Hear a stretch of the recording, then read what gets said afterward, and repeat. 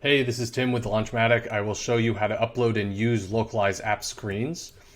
So the first thing that you want to do is you want to design everything for your default language first. That always helps when it comes to localization.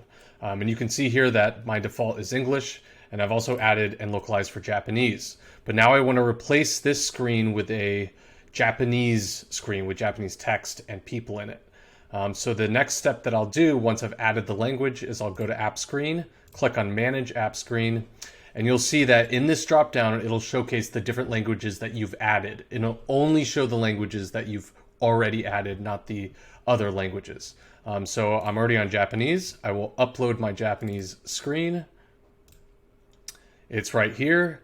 And we're still previewing Japanese, but it's showing the old English screenshot. So I'll just click on the screen here and then click on this and it'll replace. And then you can preview both of these by just clicking on the different languages to preview. And that's it.